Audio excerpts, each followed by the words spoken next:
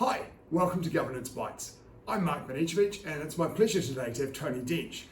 Tony was a senior executive in one of New Zealand's major banks. Then he was the CEO of a major financial advice aggregator in New Zealand, and now he has a portfolio of board roles throughout New Zealand. So welcome, Tony. It's great to have the conversation with you. Thank you, Mark. It's good to be here.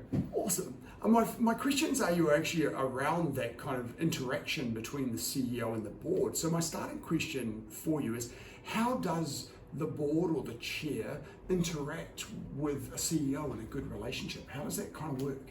It's a critical relationship. It's really, really important that works really well.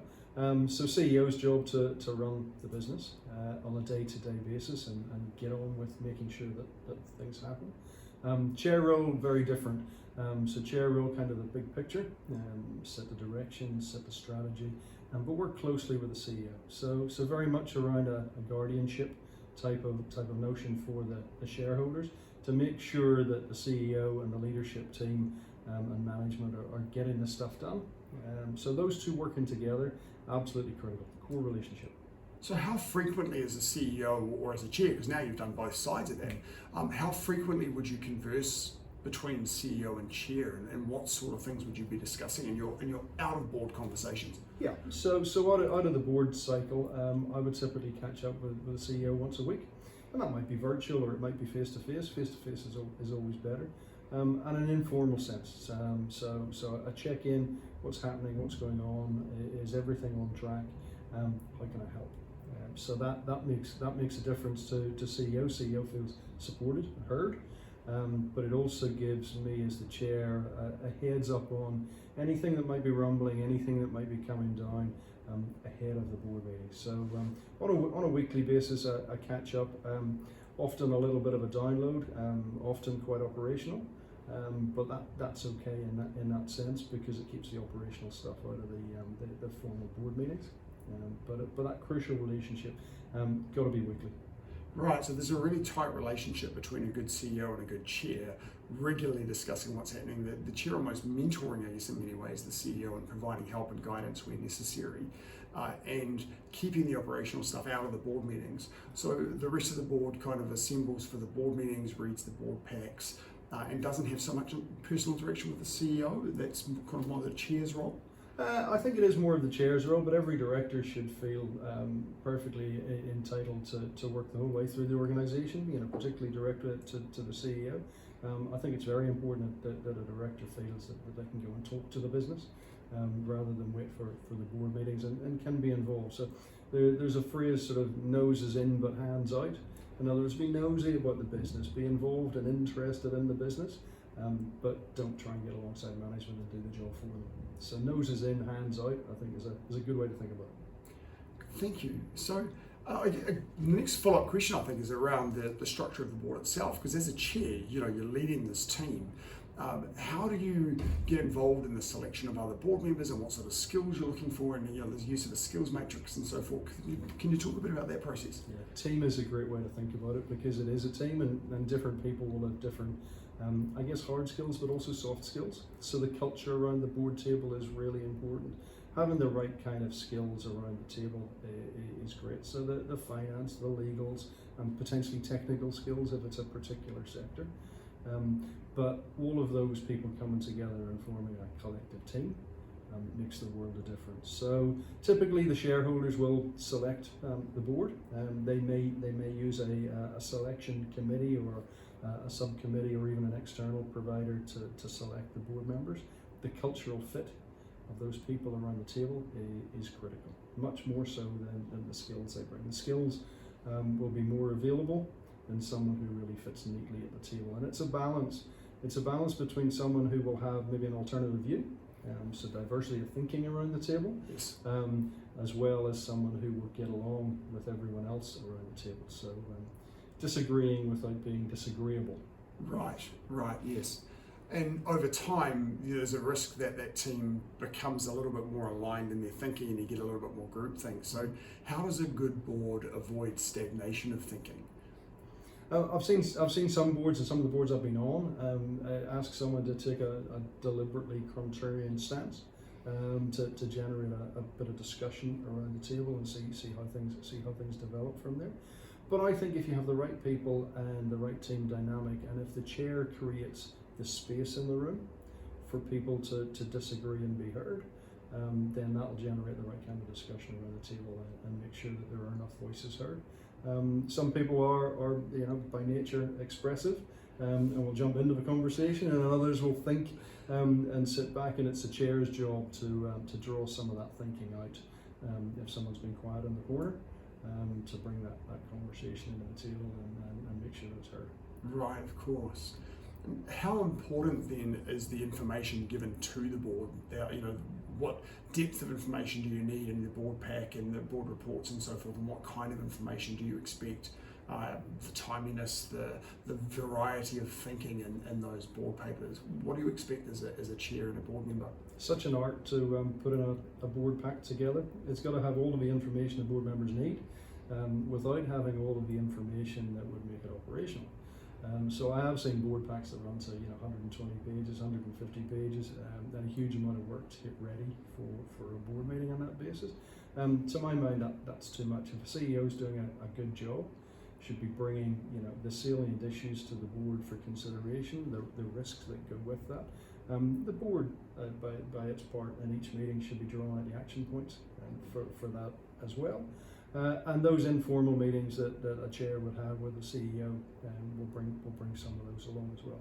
So that balance between having enough in a board pack to allow the board members to make the decisions without kind of overloading, I think is again difficult balance to strike, but a really, really important one. And it's the board members' obligation to take the position seriously and to prepare well for a board meeting. So if there is a chunky board pack, it's as simple as making sure they're prepared and they can all.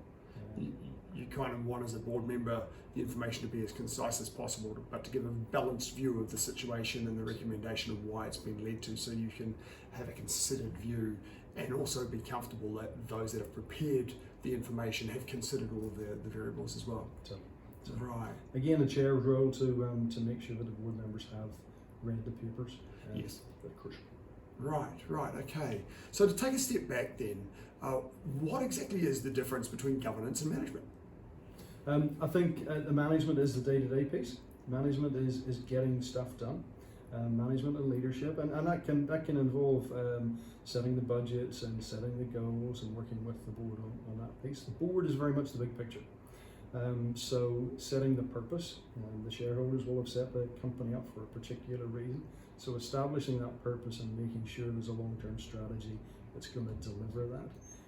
That is firmly in the wheelhouse of the board. And then the strategy that's in place, delivering that strategy, is in the wheelhouse of management. There will be crossover, inevitably, there always is. And that probably falls around the setting of annual budgets and the goals, the short-term sprints. They'll often be done in collaboration between the board and management, and there'll be crossover there. There may even be a bit of debate there when you're setting annual budgets. Yeah, right. Of course. In your experience, the setting of the strategy itself, is that something that the board kind of does in isolation? Something that the management team kind of puts together a plan and suggests it to the board? Is it done something that the board does together with management? What have you experienced in that space? My view very much is that strategy should be the domain of the board, albeit heavily informed by the people that are in the business and running it on a day-to-day basis. But strategy, to my mind, sits very, very centrally with the board and delivering that strategy for the stakeholders and for the shareholders. What I've seen is maybe a little bit different to that, and very often it'll be the senior leadership team and the CEO that will propose a strategy to the board that the board will think about and often approve or amend. My preference would be to see the board taking a much stronger role in setting the strategy, setting the culture that'll deliver that strategy and make sure that ultimately the returns and the delivery of the purpose is going to be there for the shareholders and the stakeholders. Okay, thank you. Now, you're a chair of a good not-for-profit board, the ones that we do for our passion, and as well as a number of for-profit boards. But what is the difference between what a board of directors does in a not-for-profit versus a for-profit? Yeah, I like to think of, I like to call it, rather than not-for-profit, I like to call it for-purpose. And I think that's probably the best way to think about it. The not-for-profit sector is there for a purpose. They're there rather than to make money and to make a return for the shareholders. They're there to deliver what they were set up to do. And that for purpose, I think, kind of drives how the board thinks. It drives how management lead it, and ultimately it drives how they make all of their decisions. So every company is for purpose. Just some of them are the purpose is to make profit. Right. So there's a balance. Again, a balance between if something in a commercial organisation is being done that makes a good return, but perhaps isn't deeply aligned with the strategy and the purpose, they can probably do that for a short period of time, and the shareholder will be happy. In a for-purpose organisation, if the organisation starts to do things that drift away from its core central purpose, its reason for being, I think then board and indeed shareholders and stakeholders will draw them back to that purpose very, very quickly. So there's a question of balance. Of course, the for-purpose companies have to use their resources well, but I think often they can trade making sure they deliver purpose against an efficient use of the resources in the short term, so that they make sure they're doing what they're there to do. Okay. So for-purpose, I think, works. Right. Does the discipline of governance change, or is it kind of the same thing applied in a different way? I think it's exactly the same. I think it's exactly the same, and of course there are legal obligations that sit there even in a for-purpose organisation. You've got to make sure that the financial rigour is there, and that the resources are looked after. And of course, fundamentally, you don't run out of resources. So all of that sits within the legislative framework. There's really very little difference, except I think in a for-purpose company, the purpose sits front and centre. Yes. And in a commercial entity, perhaps the purpose sits a half step back.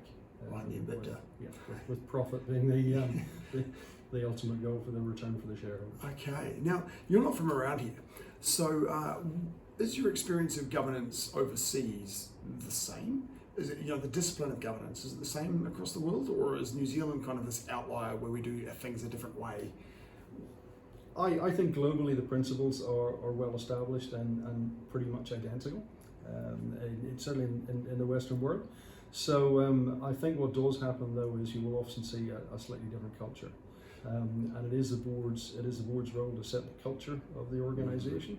So you will see different cultural attitudes and cultural approaches around the world, but the fundamentals of governance and management and how a company is directed really are the same the world over.